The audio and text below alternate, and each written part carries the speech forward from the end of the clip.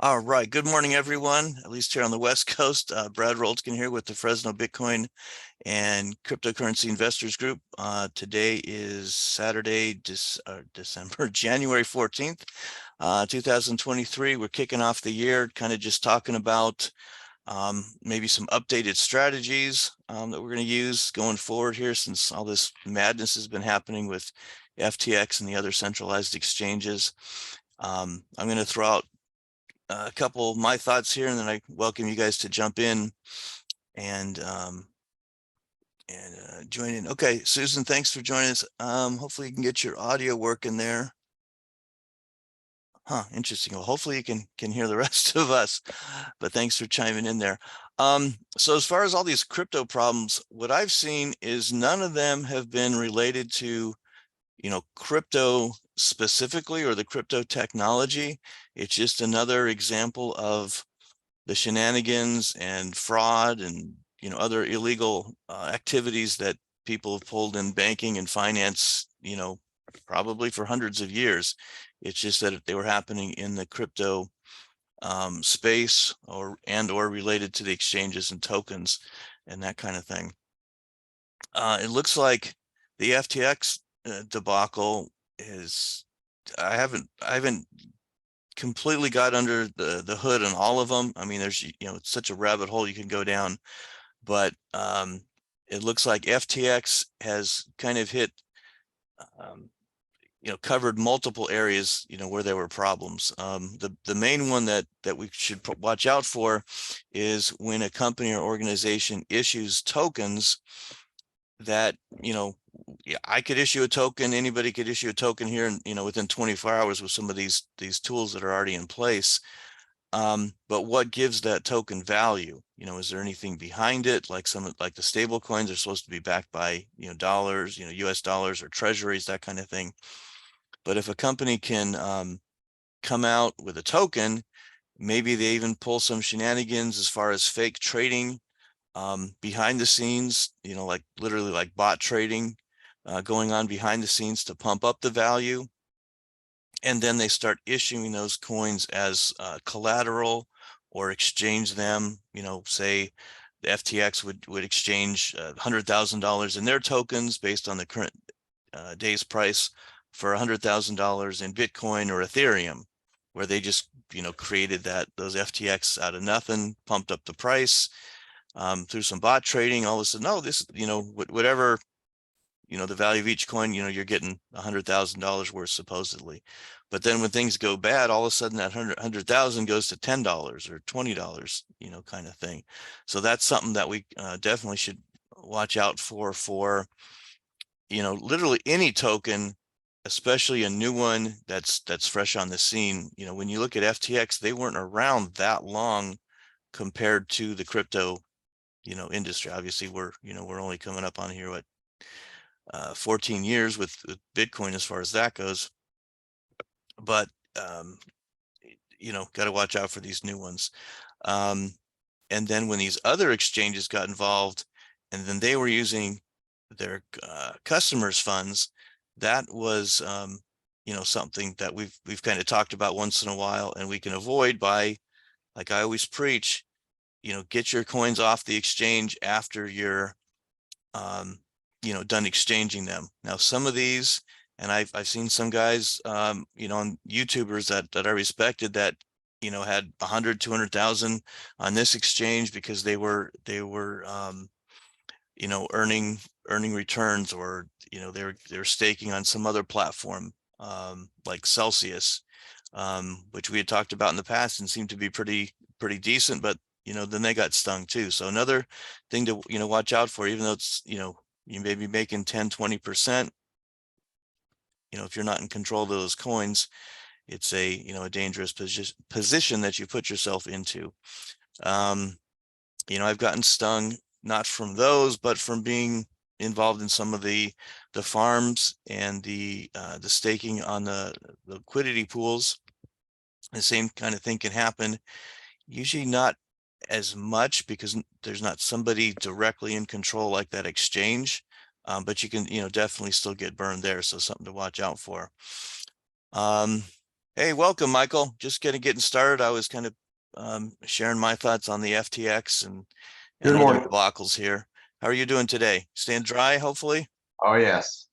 Excellent, excellent. So, what are your thoughts on the FTX and these other shenanigans that's been going on? Well, anytime that there's easy money to be made, there's always going to be people who are going to try to scam you. And too many people just fall for it. Um, it really annoys me when this kind of thing happens, because this really gets the SEC and government wants to get involved in crypto. And that's really the last thing I want to see happen. But that's what's happening, and these things just kind of expedite that. I'm glad they've got the guy, and I hope he never sees the light of day. But there you go. Yeah, I mean, and what he was doing was just, it's just so clearly bad, fraud, illegal on a number of fronts. And my main point was that I shared before you jumped in was that these were not crypto specific things as far as problems with the technology or that. They were just, same kind of things we've seen in banking and finance, for years and years and years. And just like you said, if there's a, way to make easy money, people will jump in, similar to IPOs and some of that kind of shenanigans we've seen over the years. So good. Um, any other thoughts anybody has on FTX obviously is the big one, but other things that you guys have seen or run into or had problems with? Maybe some smaller exchanges. I know that Celsius was one that we talked about a few times in the past. Let's see here. Okay. Yeah, and it hasn't come up. And Michael, you're probably a good example of this because you've started with Bitcoin or it seems like almost 100% Bitcoin. And I was thinking that the more problems we're seeing, it's like, well, this isn't a problem with Bitcoin. It's all these other ones that are kind of having the problems.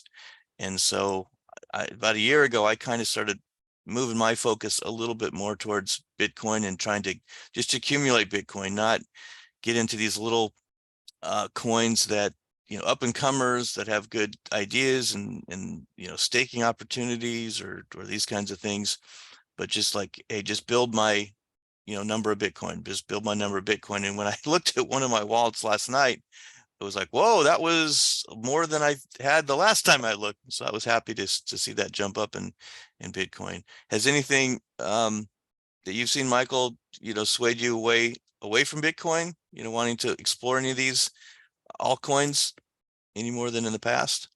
Absolutely nothing.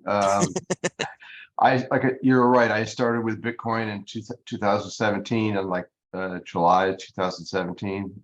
So I've seen nothing that would make me change my mind that Bitcoin isn't the king and isn't going to remain the king.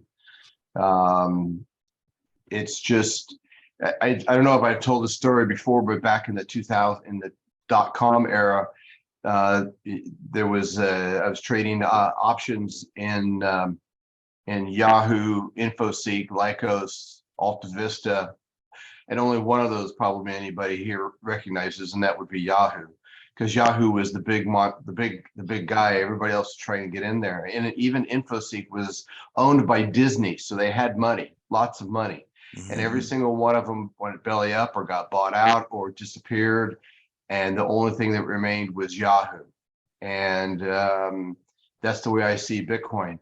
I was actually just thinking about it a couple of days ago that the only other coin that I have, well, last night I sold on a trade, I sold the Ethereum that I bought in November, right? And so Mm-hmm. I'm only trading Ethereum I bought Ethereum at 1,300.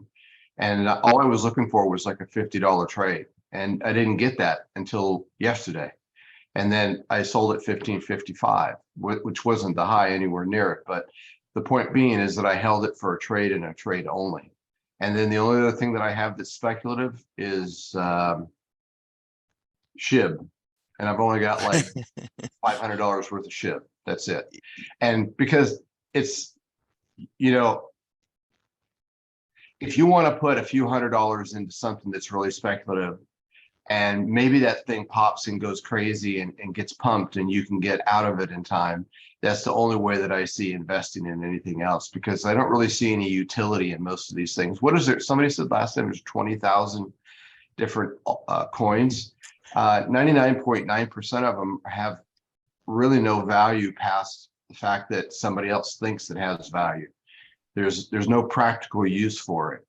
And so, you know, Bitcoin is my man, and I'm going to stay with it until I sell it and it pays off my house. There you go. There you go. Yeah, it looks like on CoinMarketCap I pulled up, they've got 22,279, and you know, they don't even have all of them. So yeah, and I'm with you in that. I mean, 99.9% are probably, you know, not going to go anywhere. And I know somebody last month or two, we were talking that, you know, like 2/3 of them aren't even active, you know, type of thing.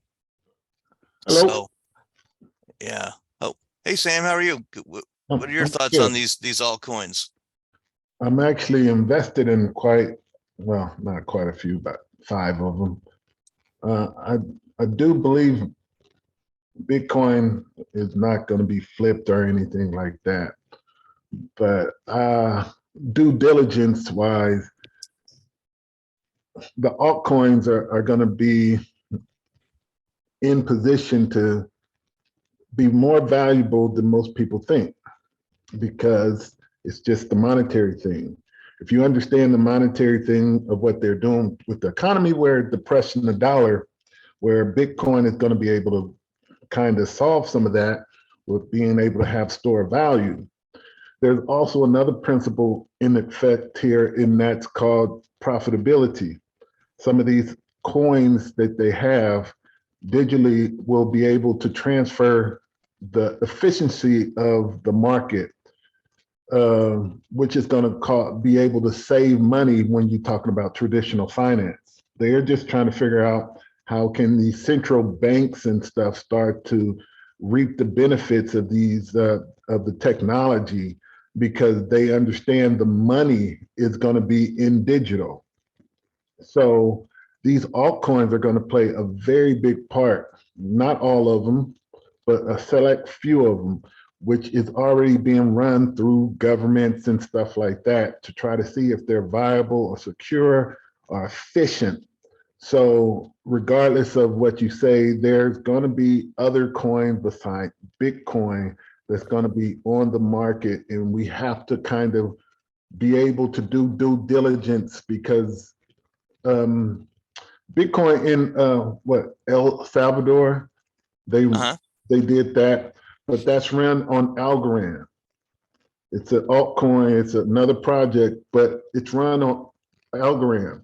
They got other things that are layering underneath, different blockchains that are still being put in place in different countries. And we have to understand, if a country or a government is going to put a trust in a blockchain enough to run finances, it's just a test, because government can't do anything right. They just steal from the private sector, and then they commission that sector to do this for the government. And that's what you need to keep your eye on. You need to keep an eye on what governments are trying to do, and they're going to be using it also to hybrid their CBDCs, because like I said, the proof is in what the private sector have already did, and the governments are going to just be copying and cut and paste and put their things on top of it.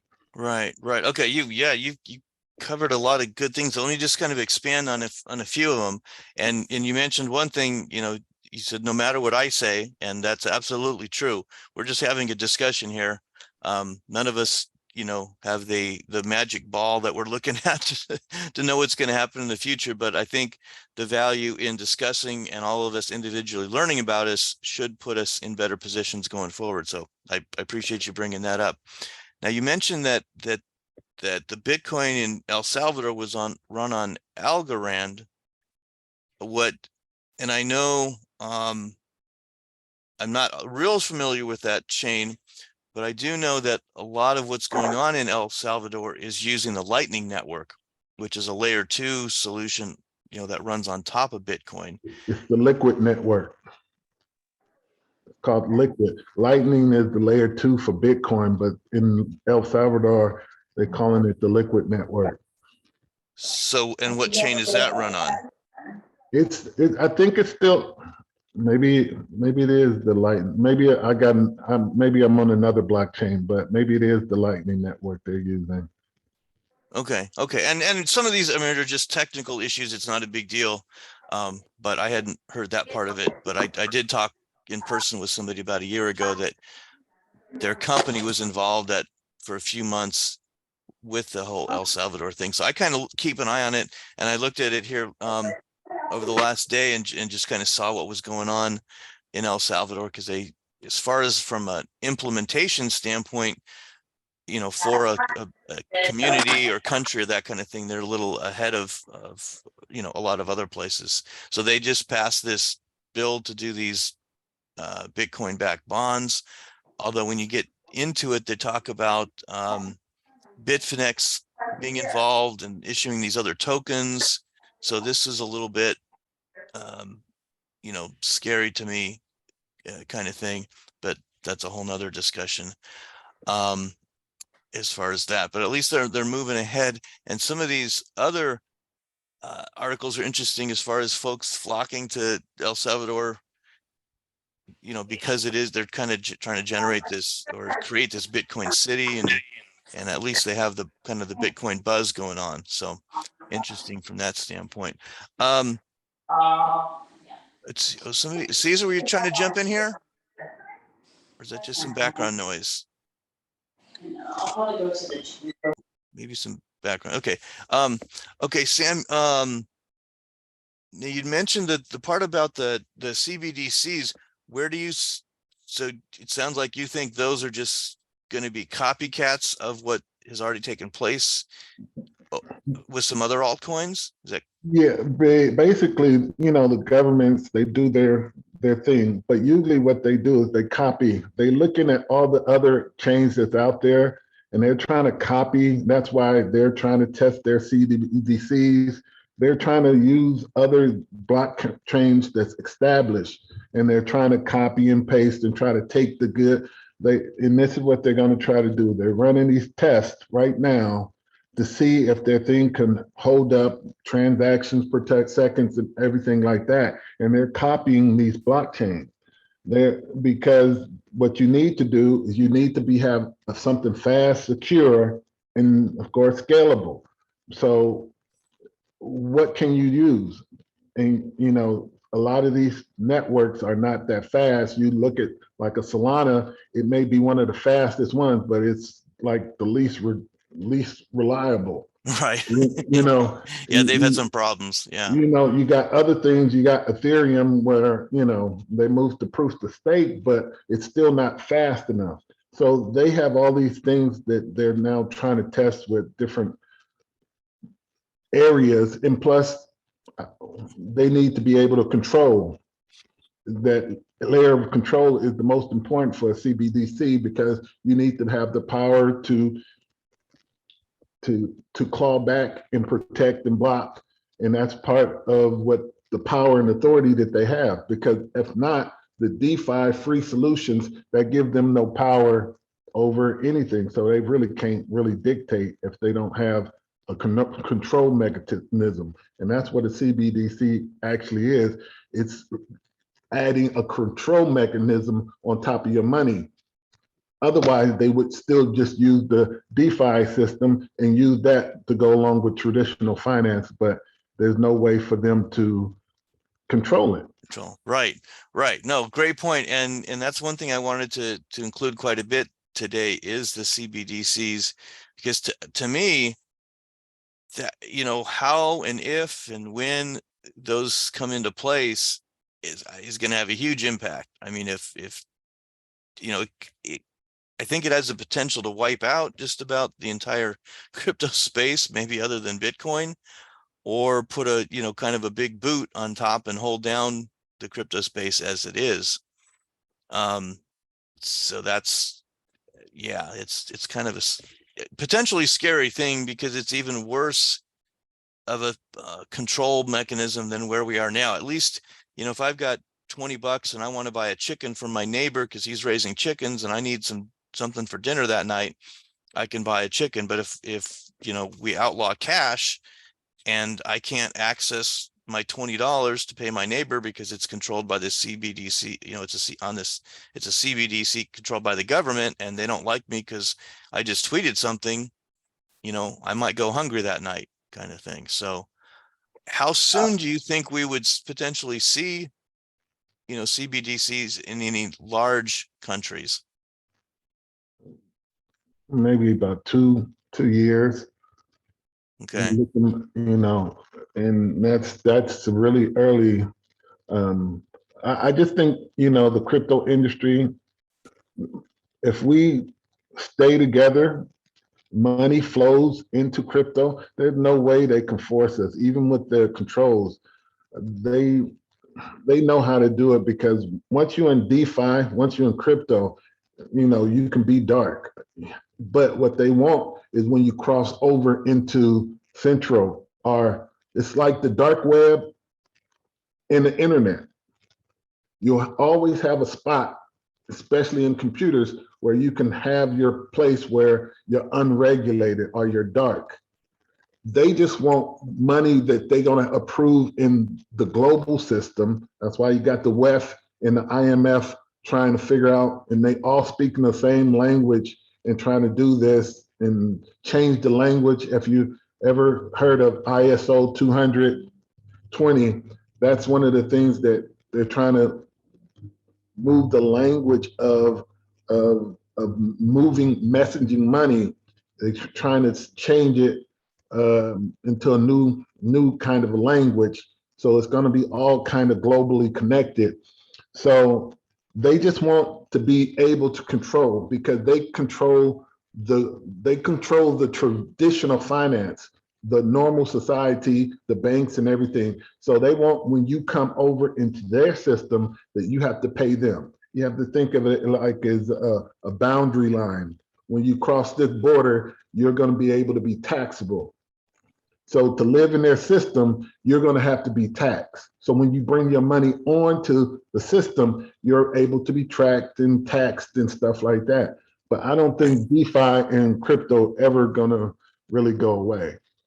Well, yeah, I hope not. Just from the control standpoint, I think each of us, whether we're in the United States or Japan or El Salvador or Bahamas, like we saw the Bahamas going there, or whatever they have going on so far, we should all have, complete control over our funds. That's what I believe. And I was excited to see, it's probably been 3 or 4 years ago now, the Lightning Network on, that runs on Bitcoin, and how quick and cheap it was to conduct, even a 25 or a 50-cent transaction could be, transacted almost immediately. I mean, literally within seconds, as quick as you'd get a Visa card authorization at Target type of thing. And I'm kind of amazed that we haven't seen more of that, because it of the position it was, like I said, 3 or 4 years ago. To me, it seems like, we should be using that, and that's kind of what El Salvador is using. So I'm kind of surprised we haven't seen more of that in general. But Hey, Brad. Yeah. Just my nickel on that. First, I just wanted to comment on Sam. Remember, I said 99.9%. So there's probably a 0.% of altcoins that have some viability. So hopefully you can find that out of 22,000. You're a better picker than I am. I tell you that. But the other part of what you're talking about the Lightning Network, and one of the things that, and you guys were talking about what the government's wanting to do and layer over it. Bitcoin was developed specifically for the government to keep the F out of our business, right? And that the government can't touch it, get to it, or anything unless you convert it into fiat. That's where the issue becomes. And yes, they want to bring us to a digital world one day. Like you said, Brad, hey, I don't particularly like what you said or what your thoughts are or whatever. And by the way, you're not going to be able to get on this plane. You're not going to be able to buy a gun. You're not going to be able to leave the state or leave your city or something like that. Those are very terrifying things in this country, but sadly, we are headed to that way, are headed that way in on some levels. But the point about the Lightning Network and where you think it should have, it all comes down to acceptance. It all comes down to adoption. The problem is you've got so many of these other freaking coins that Bitcoin sometimes does get put aside because people think they can do stuff with other things. If Bitcoin was the only one out of, say, 500 or 1,000 coins that were out there, more and more people would adopt it, would use it. And when adoption comes, that means that your mother uses it, your cousin, your cousin with just, no real sophistication in technology ends up using it. And then there's hundreds of millions, and then there's a couple billion people that use it. That's when it really gets a real foothold. And that's when things really change with it, at least in my opinion, that it becomes something that is like a dollar, like the dollar. Everybody uses the dollar now. So when it gets to that point, then there's almost no way to really stop that, at least from my perspective. So Yeah, no, adoption is key. And, all it's going to take is something, like Starbucks taking, Bitcoin on the Lightning Network or Amazon or something like that, to really kick that off. yeah, But you get it in the Amazon or some major platform where people are buying, what's that other one, Alibaba, that kind of thing. You're the day that happens, you jump $10,000 a coin, probably. I'm guessing, but anyhow. Yeah, it's got to be advantageous to them. I mean, why would Starbucks want to, worry about or deal with taking Bitcoin or the Lightning Network when, they're already taking all these debit and credit card transactions and everybody has those. So, that's an interesting, discussion. But I've talked to one group that was kind of coming out with their own coin, and they were their focus was on the point of sale, niche or aspect of finance. And so they talked about integrating rewards programs and that kind of thing, which you could do, easily with that identifiable wallet address, that kind of thing. And you could track the transactions just from that standpoint. So good. I did, thank you, Chris, posted a link here to this, or sent me this image I got up on the screen. Hopefully you guys can see it. And this was the IS 20022. I think, Sam, you mentioned 20. I've heard of one of those numbers. I don't know if this is whatever number is correct. Yeah, that's it. Yeah. Okay. Do you want to maybe talk us through about what we're looking at here? As far, we've got the Algorand here. But kind of what are we looking at? Or basically what the circle, square, what they do is the monetary system, they have a messaging system to be able to move money. So they changing the standards right now. I think it's IS 215 right now, but they're upgrading the standard 2024 to a new messaging system. And these blockchains are supposed to be already kind of integrated into their messaging system. So right, and this kind of replaces the SWIFT system that we currently are working with as far as sending wires, correct, and funds between banks. So that, just to kind of put that into perspective of, we have this messaging system, and I know that's, to me, I'm like, we're talking about a message, but that's actually how they do wire transfers now. And so this is something that would be an upgrade and replace that. So go ahead and continue. So it's quicker and more efficient, and it's cheaper to do it through these blockchains. Basically what they're going to be doing is all these things, these systems that's here. If you if you've been listening to, what is that, the WEF, they are trying to get these systems all to work together. And one of the things I did was I was studying some of these things in accordance to, the CBDCs. And Algorand, I keep bringing them up, but Stellar has something too. But Algorand actually had a link to where they were trying to help the government create a hybrid CBDC. And that was interesting to me because even though it said hybrid, it's still a CBDC.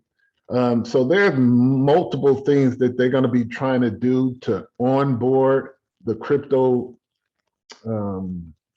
community, but it's all going to be central bank governance and trying to onboard us onto this. And hopefully we are of the mind to resist a lot of these things, but it's coming because they're going to be connected and they're going to be together. And if you're together, you're always going to beat whoever's separate. Yeah. Now, when you said hybrid, what makes it a hybrid? I mean, I know the term and everything, but what was the other part of the other side of the government? So the hybrid was going to be, there's going to be an element of privacy, but there's going to be a component where the actually, I'm going to see if I can find a link to it. Is there a way I can send you something if I can find that link? You could drop it in the chat. Okay. And then we always do this Google Doc that I've got here, and so the idea with this Google Doc is we can all access it after the meeting. And so there's a link to this Google Doc in the description of the the homepage for the meeting. Yeah. And if you can just get it in chat, everybody will see it, and then I'll paste it over here to the Google Doc. But yeah, I've heard about this standard, here and there. I haven't dug into it, but have been fascinated that a bunch of these chains, blockchains are already seem to be, have a good presence there. And I don't know the significance of these images being bigger or smaller. We've got Ethereum, which is obviously a huge coin, but they're just kind of a small part of the screen. But you got Stellar and Ripple and XDC, Algorand, bigger on here, and everything kind of seems to go back to the quant here. And over ledger, what can you tell us about? Is this another chain? Is this just kind of the brains? Okay. Quant is a new blockchain system that's come out. I'm trying to find out if they're attached to the government, how government backed they are, but they've just come out and they've really, before they doing quite well even in the bull market. So I'm trying to figure out who's backing them, yeah, they're kind of newish, based on even cryptocurrency. I think they're less, maybe a year old. Okay, I have heard of a quant token or chain or whatever, but that's kind of a generic term too that gets overused sometimes. Yeah, this is kind of fascinating. Trade, yeah, interesting. Okay. Anybody else been doing any research on these guys, or especially if you know anything bad? If there's something bad that we want to avoid, we definitely want to share that with each other. Looks like you've got, Dr. Reyes joined us, and Caesar, I know chat sent me a chat here. If you want to jump in, feel free to kind of share with us where you guys are on your journey, crypto journey. Oh, okay. Thanks, Sam. Let me do a new tab here and share this with everybody. And then I'm going to post that here for later. Let's see what that's looking like.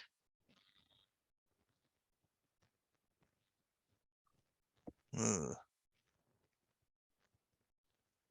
Yeah. Now, Sam, do you think that a central bank would create their own chain, or do you think they would jump on an existing chain?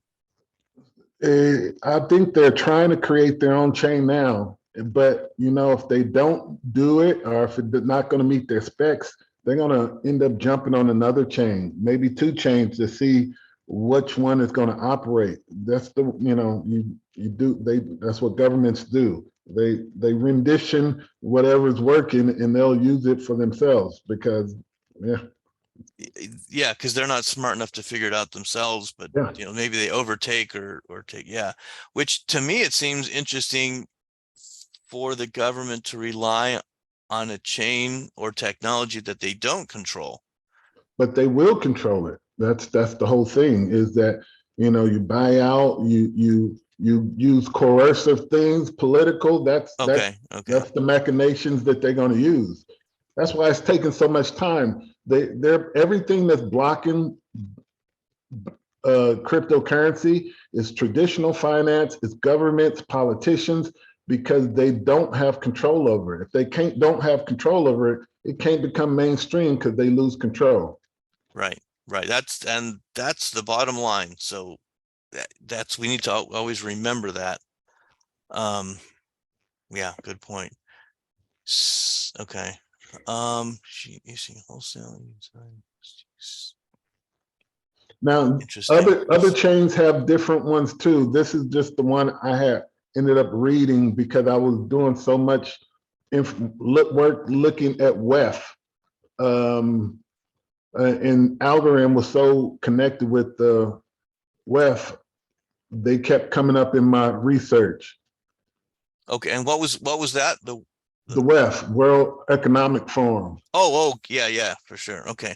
Now, where do you think, or have you seen much talked about the BRICS, countries that are, trying to create their own system outside of SWIFT, separate from that? Yeah, I don't have any much documents, but if you look at the WEF, there's a couple of things that people are doing there, but there's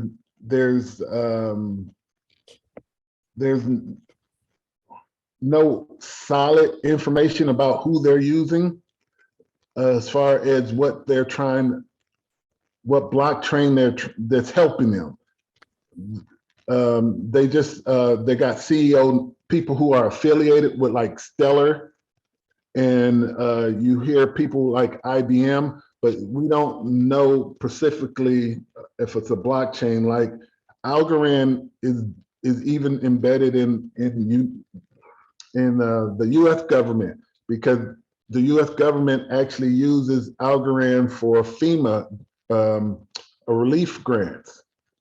Oh, okay. So they already have that relationship. Yeah. Okay. So, yeah. And just for those of you that haven't heard the term BRICS before, it's been around for, I don't know, 5 or 6 years, but originally it stands for Brazil, Russia, India, China, and South America. And basically those countries, formed an organization to work together to basically oppose SWIFT. So you're right. Thanks, Chris. South Africa, not South America. Thank you. To avoid the penalties and things when the SWIFT system and the major countries now try to impose sanctions on Russia and that kind of thing. They do it through the SWIFT system and don't allow them access, so they can't receive any funds or do business through that system. Since then, I mean, just in the past probably 6 months, I've heard probably at least 3 or 4 other countries want to join or apply to join the BRICS system, but I haven't heard them actually. Yeah, Iran was one of them, and was maybe, I don't want to mention because it's kind of speculative, but there were some other countries as well, but I hadn't heard anything that they were actually doing anything or had a system in place. It was still kind of just a work in progress type of thing. Have you seen anything that they're actually have up and running?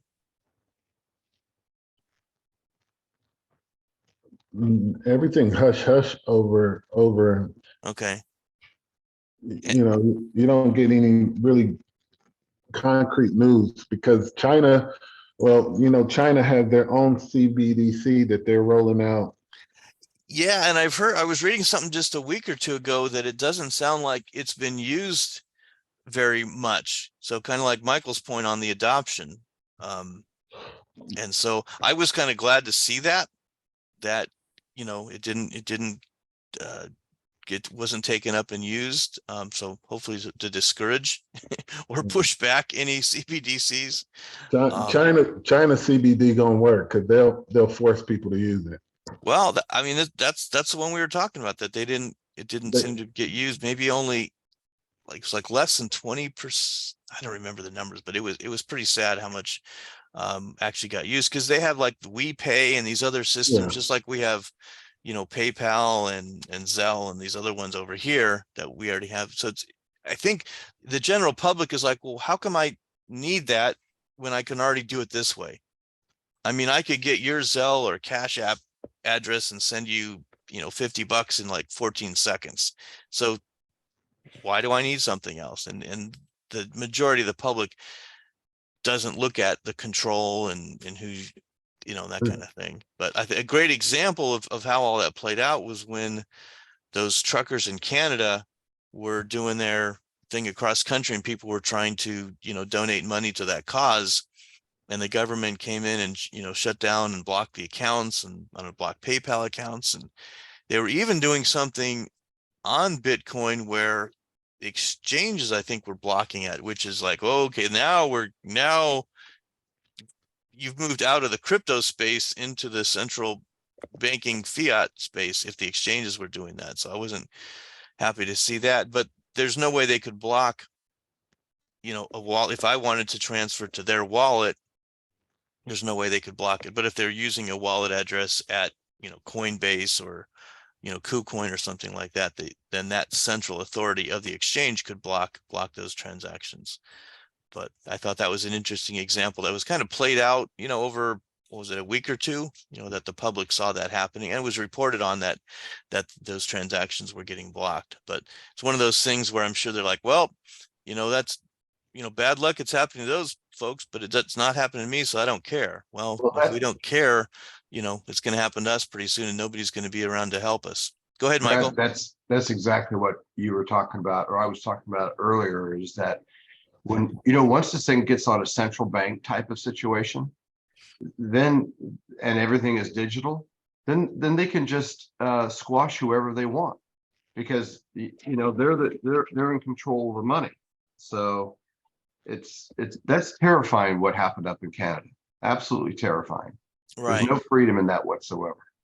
Now, do you think if that came to play, you know, the central bank digital currencies, I mean, unless they do something to squash Bitcoin or block that, you know, maybe that boosts adoption of Bitcoin and Ethereum, you know, fivefold over what we've seen over the past 10 years, type of thing. Who do you, well, it's just like what you were saying, you know, and again, it goes to the adoption. You had said somebody looks at it, why would I do this when I've already got this? Well, the average person doesn't really understand Bitcoin, Ethereum the way that we do. So, you know, they're just going to kind of flow with whatever the government tells them to do. And that's Right. the scary part. People are just, quite frankly, you know, they're just fish, you know, and it's sad, but it is partially true. And people will just end up going with the least troublesome thing for them. And, you know, so that's, anyhow, that is just saying, that whole thing in Canada was very terrifying to me, that these people were getting hurt simply because they supported somebody else's thing. They weren't even doing anything aggressive, right? Or not too aggressive. They weren't really hurting anybody, and they were just providing money for them so they could live. And the government said, you know, oh no, we can't have that. We have to put you down. And I mean, I think that's what the little guy in North Korea does, right? Yeah. Yeah. Um, hmm. Yeah, yeah, and I'm sure we don't hear half of what happens over there, that kind of thing, because they don't let it out of the country. Um, Interesting. Um, okay. Anybody else have any thoughts? Or I don't know. I'm not feeling as good as when we started the meeting. We need some uplifting thoughts or news. Anybody have any of that to maybe put a shine on this angle or that kind of thing? Oh geez, Chris, AI crypto, that sounds even more scary. Um, yeah. Huh. Okay, well, yeah, I feel like I brought myself down, or I hope I didn't bring your guys' mood down, but um okay. Any other thoughts you guys have? Questions? I know to Michael, you'd asked in the chat about the ledger stacks, which I haven't seen that one. Let me do a little Google in here and see. It's their new electronic wallet, and it hasn't come out yet. They're just putting in orders for it. Oh, The reason I kind of like that a little bit is because it's a lot more intuitive to what the average person is used to, which would like be a cell phone. I'm not sure about the security on it or anything, but it's a lot easier to use. It's a lot easier to integrate in your regular life and possibly be able to use crypto for actual transactions and so forth. And that's yeah, really the key, is that being able to use these for transactions on an everyday basis, just like we do. I hand you $10. I can just, my phone and your phone could be 2 feet away from each other, and I can give you $10 just like it would be cash. So, yeah. And see, you to know, me, that's the opposite of a cold storage, because you're able to use it that easily and potentially have problems with it that easily. Where the cold storage, where it's disconnected, physically and electronically disconnected from the internet, and sitting in your sock drawer or your safe or safe deposit box or whatever, that seems safer to me than having this kind of device. Now, the ease of use, for sure. well, That's yeah, the key is that you have you don't have $20,000 in your pocket, right, right? When you go right. out into the world, you've got $50 or $100 or $20. And that's, for me, that's if you're going to go out and do shopping, or you're going to go out and interact with some sort of device that does this, then you just have a small amount in there. And I agree with you. You keep the rest of it somewhere safe, in a cold situation where there's no electronics attached to it whatsoever. And then that way you could have the best of both worlds. Yeah, yeah, good. Okay. Well, let me put a link to that in the notes there. That is kind of expensive, though, I will say. Yeah, yeah. It does look like that. And I'm gonna do that. The LPAL that Gabe sent too. Let's see. Brad, if I could just Go ahead. add Go ahead. one positive thing here, like you were saying, is that, after I've been in this for 5.5 years, others, double than me, but, Bitcoin is still here. And even though we've had horrific bull markets, 80, 90%, and moves of $10,000 in a day or a couple days down, Bitcoin is still here and kicking. And for someone like me who started earlier, buying at 2,500 or so, I mean, I'm very happy where I'm at. And 2 years, 3 years from now, we'll have gone through another halving. And so, if you want to look for a bright spot, more people are getting into it. More people know about it. It's still here. And this winter will pass, and another bull market will come. I don't know if it's going to be in 23. I think that might take till 24, but maybe we steadily go up. I don't know, but I'm just saying it's still here. It's still kicking. and people still want it. And you still have enough people who are betting against it to help whenever you get, a good pump and things start going and people start, it's just like any stock that gets sold short really heavily. Eventually, it can go against the shorts. I do use a caveat, Tesla lately. That's heavily shorted, and those guys have made billions on the short. Yeah. Yeah. Okay. Good. Okay. Good point, Chris, on the chat there. Okay. I think with that, we're gonna call the meeting. We've got our next in-person meeting is just a week from tomorrow here at me and Ed's between Alluvial and Knees on Willow. If you're not familiar with that one, real next to Trader Joe's. If you guys can join us next Sunday, that would be great to see folks in person. And I will get the next meeting posted for February. You probably either the first or second Saturday of the month, like normal. Probably try to avoid the Super Bowl, whichever weekend that one's on, and hopefully everybody can make it then. To those that see Sean, glad to have you join us from Ohio, and the other folks that joined us for the first time. Make sure to see FresnoBitcoin.com. We've got links to our recordings and everything else we've done in the past. We've got a Telegram channel and all that good stuff. So have a good rest of your day. If you guys are in California, try to stay dry, and I will talk to you soon. Take care, everyone.